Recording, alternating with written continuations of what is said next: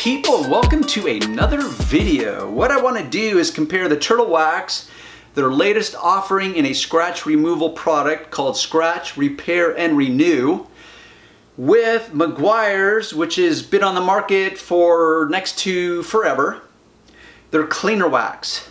What I want to illustrate specifically is a test between the two. Now, at a casual observation, many of you will think that that is an unfair comparison. Why? Because this is called a cleaner wax.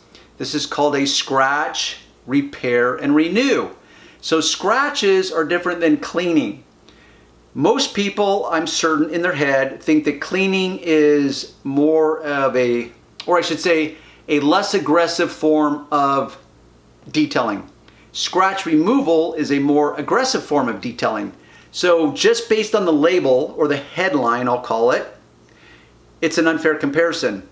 Why I think it's a fair comparison in some ways is because they both claim the ability to remove scratches. This one just makes more bold statements. So bold in fact that it gets very specific in saying that it has the ability to remove light to heavy scratching up to 1,000 grit sanding marks. That's why in this test I'm going to introduce 1,000 grit sanding marks on my car, do a side-by-side comparison. I'm pretty confident I already know what the results are going to be, but this is where I maintain realistic expectations based on my experience. This product simply says that it will reduce, or let me clarify that for you and read directly off of the labeling. So it says, Meguiar's Cleaner Wax effectively and safely removes surface contaminants and blemishes that dull your finish, including, here's the kicker, fine scratches and swirl marks. This product actually says scratches and swirl marks on the very front, as well as a third little thumbnail called paint transfer.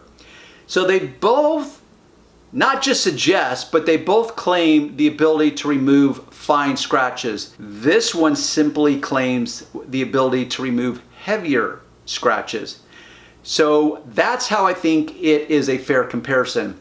Also, what I'm trying to illustrate is a few other things, which is this hyped up industry, slick marketing, endless terminology, there's no standardization, so it's very difficult, even as a guy that's been in the business 30 plus years at a professional level, not a hobbyist or a do-it-yourselfer level, but at a professional level, I still have difficulty in picking up a product off the shelf that's intended for Johnny car owner or Johnny consumer and figure out what exactly I'm signing on to.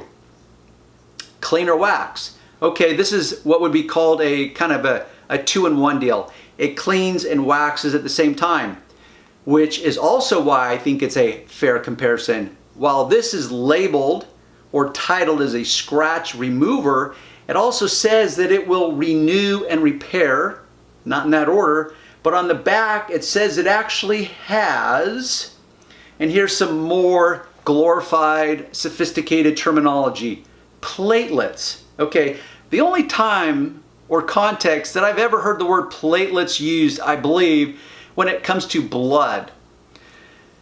So hemoglobin, platelets, blood platelets, anyhow, that's the only time I've ever heard of it. Now, we've got a company like Turtle Wax that has introduced it now into the world of car care. Platelets. Do we even know what platelets are? Well, it sounds cool, sounds sophisticated, sounds important. I don't see any other manufacturer talking about platelets. Must be unique, must be special. Who doesn't want special? I want special. We probably all want special, but therein lies the problem. What makes something special? So it says self-aligning platelets. Okay, I mean, I could just go on, and I know a lot of you get sick of me going on and on. It's like, wah, wah, wah. I just keep pulling my own chain.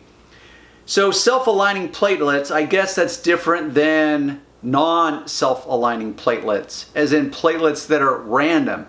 So maybe this has like random platelets, but this has self-aligning platelets.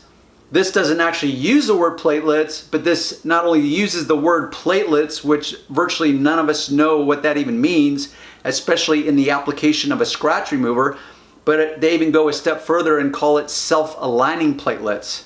Okay, how glorified is that? But see, since it also says protective resins deposit a barrier for permanent paint restoration. Okay, so restoration is not paint protection. But see, that's where it gets confusing. So your mind's like, oh, paint restoration, permanent level. Who doesn't want permanent? I don't want to have to keep doing this, so who doesn't want permanent? So initially, they will entice you, they will beguile you in to their world of slick marketing, and they will use words that will instantly be appealing, provocative, sophisticated, and you'll be sucked in. But then your brain shuts off, and then it kind of fills in the blanks for these companies. It's kind of like your brain goes into auto-correction mode. So that's where you have to be very specific in finding out by reading what it actually means. This is called critical thinking. In this case, critical reading, critical thinking, so that you can get the results that you want, not, or I should say, be misled less often rather than more often. So that's why I consider this both a fair comparison as well as a bad comparison or unfair comparison. So now that I've just disparaged this product, even though I would recommend it based on the understanding that you accept its limitations, just like I can recommend this product based on that you understand the limitations. Of course, it would take me about an hour video for each product to clarify all the limitations of these products. I'm not going to do that. This one, cleaner wax. For example, how about some critical thinking like this? Cleaner wax. As you're using it, how do you know if the product is cleaning or it's waxing? I mean, seriously, does anyone ask that question? I'm using it, it both cleans and wax. It seems like a complete contradiction. How do I reconcile that? Cleaning, waxing, how is that possible? It's a 2-in-1.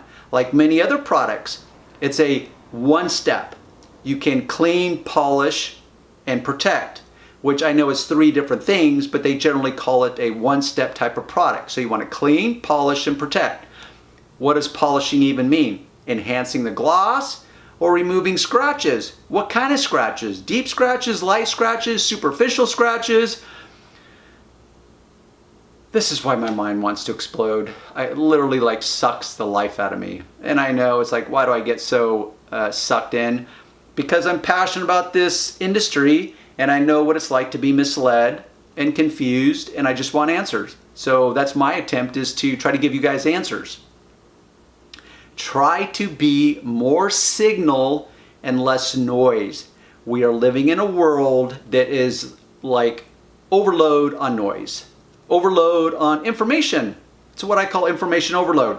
So how do you tune into more signal and less noise or less static?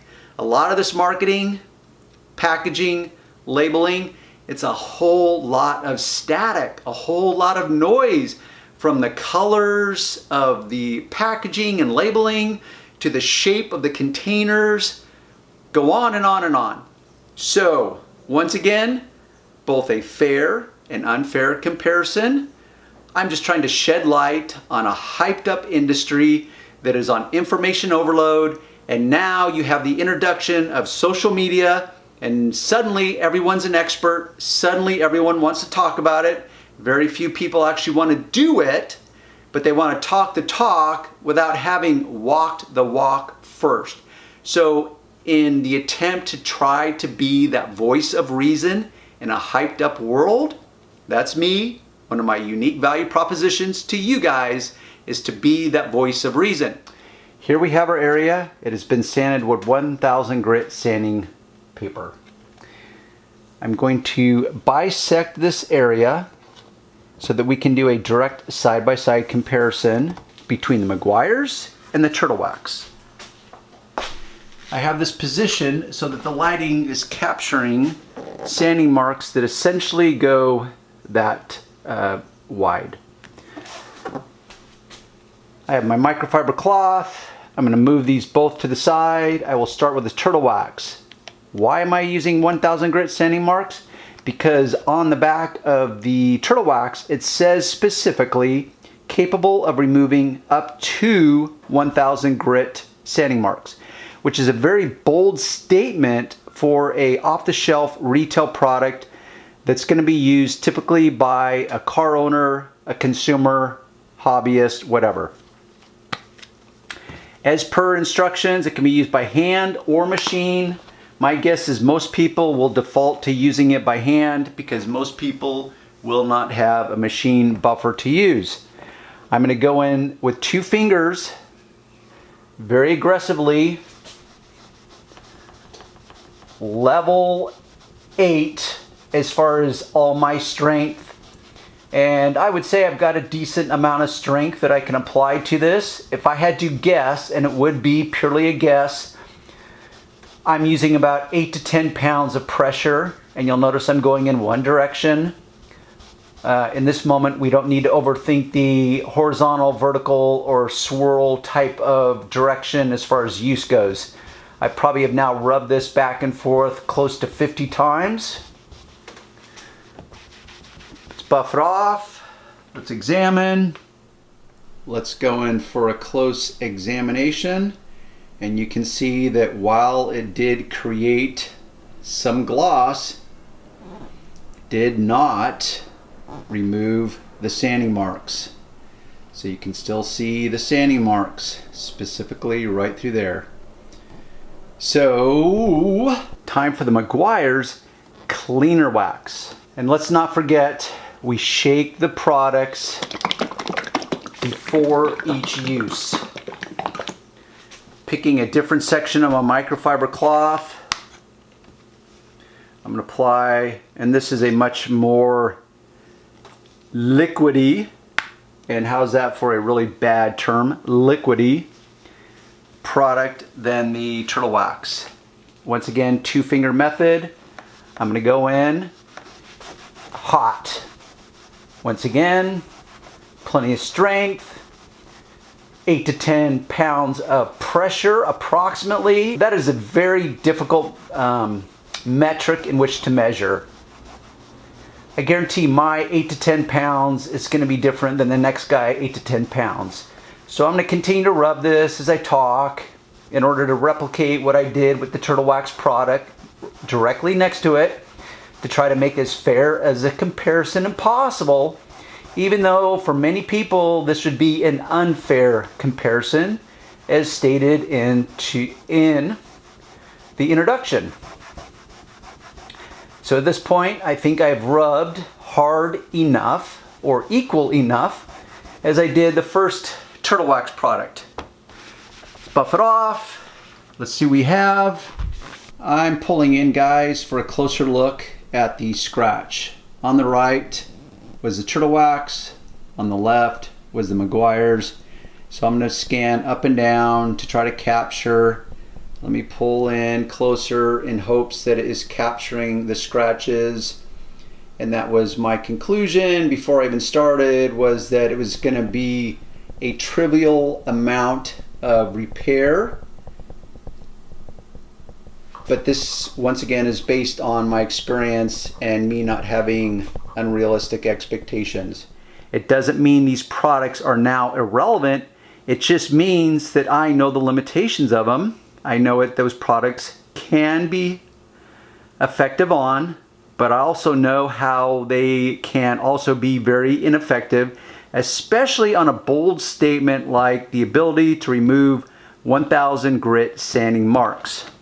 So you be the judge. You can tell me in the comments below, based on the introduction, did this perform? Would you buy it? Did this perform? Would you buy it? In my world, in many ways, it's a fair comparison. In many ways, it's an unfair comparison.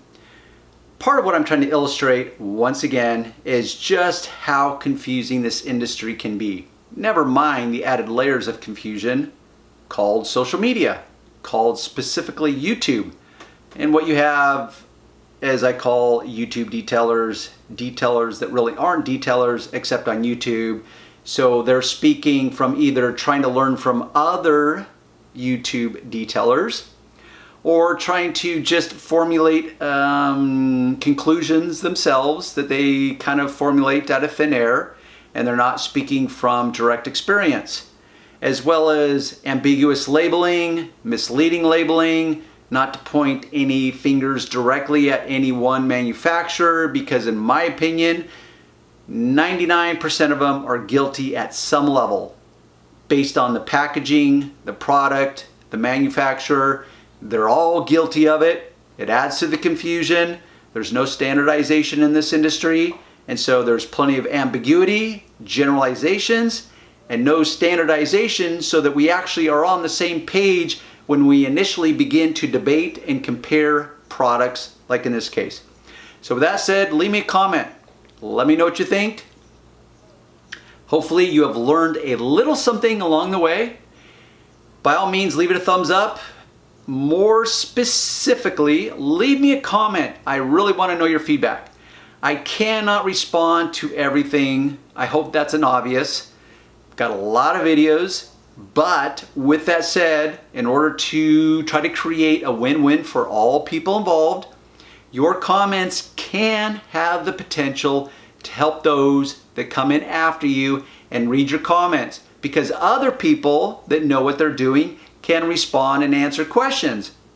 Of course, the opposite is true of that, which is people that don't know what they're doing will respond and answer questions incorrectly, or which then adds additional confusion to an already confused industry.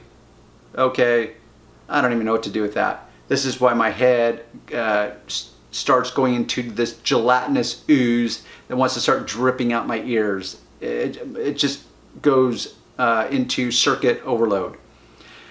Okay, I'll close there and we'll see you on the next video.